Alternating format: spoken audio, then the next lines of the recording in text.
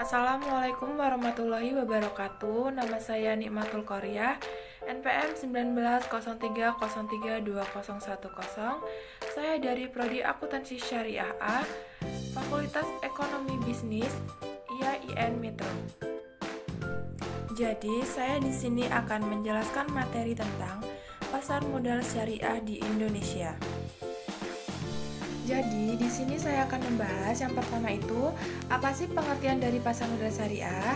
Yang kedua, prinsip apa saja yang ada di pasar modal syariah? Yang ketiga, manfaat pasar modal syariah. Yang keempat, fungsi pasar modal syariah. Yang kelima, kegiatan apa saja yang dilarang dalam pasar modal syariah. Yang keenam, keuntungan investasi di pasar modal syariah. Jadi yang pertama itu pengertian pasar modal syariah. Pasar modal syariah secara sederhana dapat diartikan sebagai pasar modal yang menerapkan prinsip-prinsip syariat dalam kegiatan transaksi ekonomi dan terlepas dari hal-hal yang dilarang oleh syariat seperti unsur riba, perjudian, bersifat spekulasi, dan lain-lain. Ya, selanjutnya ada prinsip pasar modal syariah. Penerapan prinsip syariah di bidang pasar modal diantaranya yang pertama itu investasi halal dan sesuai syariah. Pasar modal ini memiliki prinsip dasar syariah Islam yang menyediakan produk atau instrumen investasi yang halal khususnya bagi umat Islam. Yang kedua, menggunakan uang sebagai alat pertukaran nilai. Pasar modal berbasis syariat agama Islam ini, uang dijadikan sebagai alat pertukaran nilai dalam berinvestasi. Dengan demikian, saat investor melakukan investasi, maka ia akan mendapatkan imbal hasil atau return dengan porsi tertentu. Yang ketiga, risiko kerugian cenderung rendah. Dalam artian, tidak ada pihak yang dirugikan dari kegiatan investasi tersebut.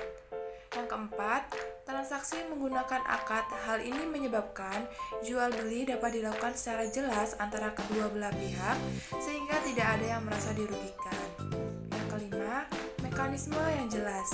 Mekanisme yang jelas dan sesuai syariat Islam harus ditentukan pada pasar modal syariah. Selanjutnya ada manfaat pasar modal syariah. Yang pertama, menjadi tempat bagi para pemodal untuk ikut serta dalam kegiatan bisnis, mendapatkan keuntungan dan menanggung segala risiko yang terjadi.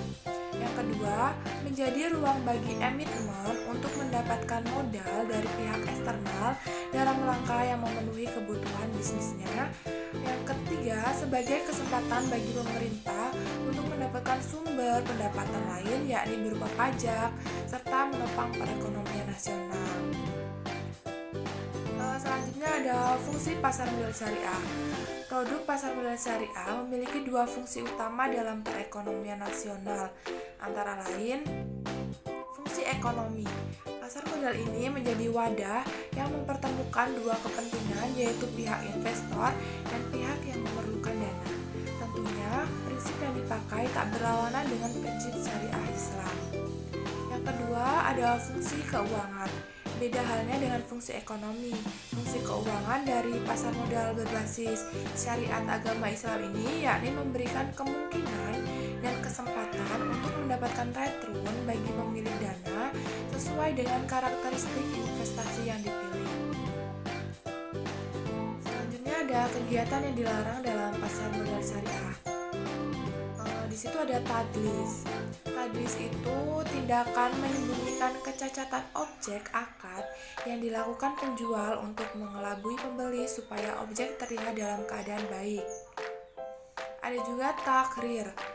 Takrir itu berarti upaya mempengaruhi orang lain dengan ucapan atau tindakan yang mengandung kebohongan. Perbuatan ini biasanya dilakukan agar orang lain terdorong melakukan transaksi. Terus ada juga tanajusi. Tanajusi ini berarti tindakan menawar barang dengan harga lebih tinggi oleh pihak yang tidak memiliki tujuan untuk membelinya. Hal ini diharapkan agar dapat menimbulkan kesan ada sejumlah pihak yang berminat untuk membelinya. Ada juga ikhtikar. Ikhtikar itu berarti membeli suatu barang yang sangat diperlukan masyarakat pada saat harga mahal dan menimbulnya.